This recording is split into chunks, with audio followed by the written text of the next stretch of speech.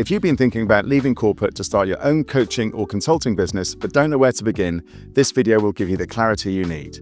3 years ago, I made that exact leap, and since then I've helped dozens of senior professionals to do the same. Through all of that, one thing became clear. There are predictable patterns to what works and common traps that cause even the most capable people to fail. So in this video, I'm sharing the 5 most important lessons, the ones that will help you to avoid false starts, costly mistakes, and the anxiety that holds most people back. So whether you're still in corporate thinking about making the leap, or you've already started but feel like you're spinning your wheels, this video is for you. By not following these lessons, you risk wasting months or years building something that doesn't generate real income, doesn't match your strengths, or leaves you wondering if you've made a huge mistake. Lesson 1.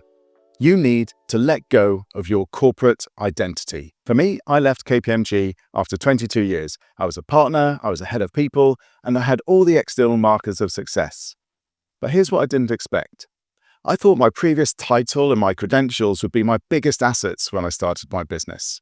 But they weren't, and in fact, they almost held me back. And I see this pattern often, where senior professionals cling too tightly to former credentials that don't actually translate to what they're doing now. They're selling themselves as ex-McKinsey this or former partner at X, rather than solving actual problems that people will pay for. When I first started, I kept introducing myself with my KPMG background because it felt safe. It was my credibility armor. But potential clients don't really care about where I've been. They cared about whether I could help them make the decision they were stuck on. And the breakthrough came when I realized that my 22 years of experience gave me pattern recognition, they gave me judgment, and the ability to help people navigate complexity. Those were my assets, not the title. So here's what to do differently. Take an inventory of your actual skills, not your credentials. What do you see that others miss? What conversations energize you? What problems do you solve naturally? That's your foundation, not your job title. The danger is building your entire business around "I used to be X" instead of "I help you to do Y." One is looking backwards, the other is looking at the person in front of you. Okay, so lesson 2. Your network is your fastest path to revenue, so don't burn any bridges. Now, this might sound obvious, but I've watched too many people either ghost their corporate network completely or feel too awkward to reach out because they think that they need to be fully ready first. But here's the reality. Your existing relationships already trust you. They've seen your work. They know how you think. And they're the easiest first clients while you're still figuring things out. When I left KPMG, I stayed connected. I didn't burn any bridges or dramatically announce that I was escaping. I'd had a great career there, and I left with respect and gratitude. And that network became invaluable. Some of my first speaking engagements came from former colleagues. Some of my early coaching clients came from people I'd worked with who saw what I was building and wanted in. And I often see people who make the transition unnecessarily hard for themselves by either cutting themselves off completely, saying that they need a fresh start, or by feeling too proud to leverage those relationships that they've actually spent years building. And you don't need to be awkward about it or hard sell anybody, but you do need to let people know what you're doing now. A simple LinkedIn post, a personal message. I've started doing X. If you know anybody who might benefit, I'd love to chat. So here's the tactical move. Make a list of 20 to 30 people from your corporate world who respect your work. Reach out individually and tell them what you're building. Ask if they know anybody who might need what you offer. And that's it. No pitch, just connection. The shift is massive. Instead of starting from zero, you're starting from relationships that already have trust built within. Okay, so lesson 3. Your first offer will be wrong, and that's fine. Corporate professionals, especially senior ones, are used to getting things right. We plan, we strategize. We don't launch until it's polished. And that habit absolutely cripples you when you're starting a business.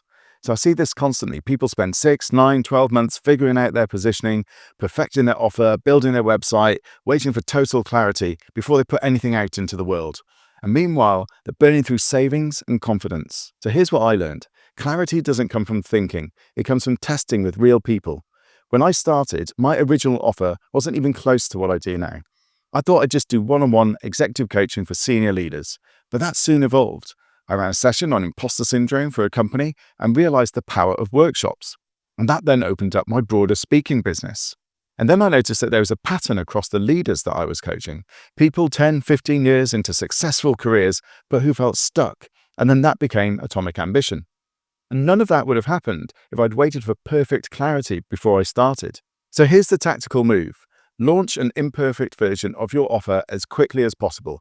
Get it in front of real people, charge for it, even if it feels scary. See what resonates, see what doesn't, and adjust. You don't need a perfect funnel. You need conversations with potential clients where you say things like, I think I can help you with this. Would you like to try it? The breakthrough is this. Your business isn't a strategic plan you execute. It's a hypothesis that you test. And the faster you test, the faster you learn. And the faster you learn, then the faster you're going to build something that actually works. The fourth lesson is revenue doesn't validate your business, but the right clients do. What I mean by this is when you first leave corporate, there's this intense pressure to prove that your business is working, to get cash flow, to feel like you've made the right decision. And that pressure can make you say yes to the wrong clients. I see this all the time. Someone leaves a six-figure corporate role, starts their business, and within 6 months, they're exhausted working with clients who drain their energy. And they're doing work that feels exactly like what they left behind, but with less stability. I had a client who left a director role in ESG consulting, brilliant guy. And within 3 months, he had clients, decent revenue, but he was miserable. He'd taken on anyone who said yes because he needed to feel productive. The work was fine, but it wasn't fulfilling for him. It wasn't what he'd actually left for. And the breakthrough for him came when he realized that just because you can do something doesn't mean that you should. Just because someone will pay you doesn't mean they're the right client for you. So here's what to do instead. Get clear on what right fit actually means for you. What kind of work energizes you? What kind of clients do you actually want to spend your days with? And what impact do you want to have? And then be willing to say no to revenue that doesn't align with that. I know it sounds terrifying when you're building something new, but here's the truth.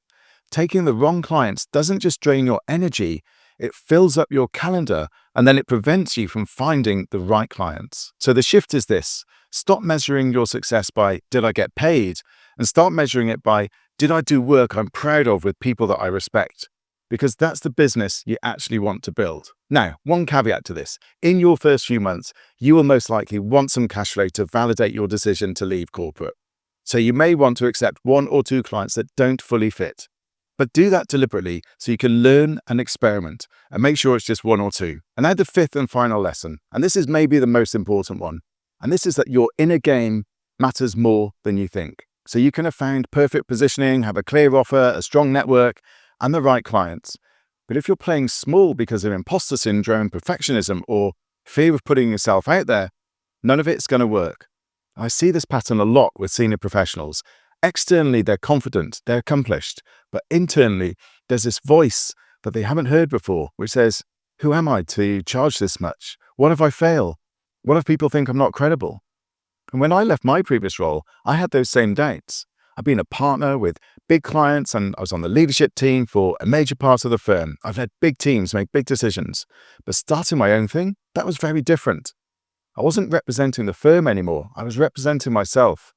And that felt really vulnerable in a way that my corporate role never did. But here's what I realized. The habits that make you successful in corporate, things like delivering flawlessly, avoiding mistakes, maintaining your reputation, can actually become barriers when you're starting your own business. Because building something new requires putting yourself out there before you're perfect. It requires putting yourself out there when you're still figuring it out.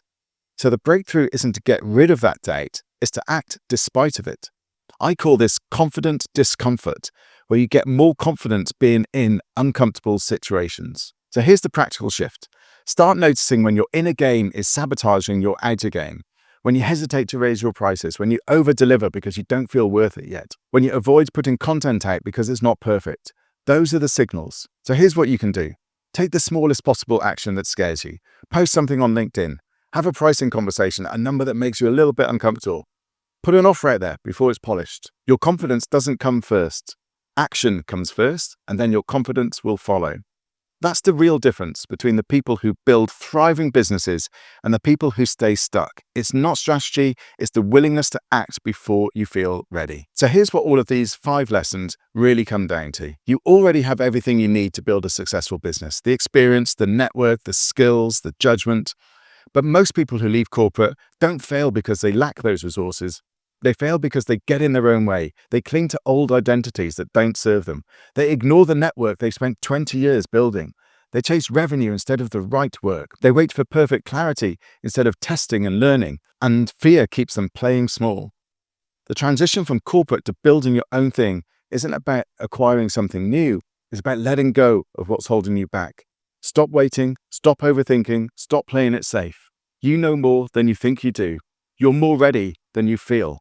And the business you want to build, it starts the moment you decide to act despite the doubt. Now, if you're thinking about leaving corporate to start your own business, or you've already started but something isn't clicking, I've got something for you in the description below. It will help you to figure out what you should actually be building, how to position yourself properly, and how to avoid the mistakes that cost most people years of wasted effort and income. The link's in the description.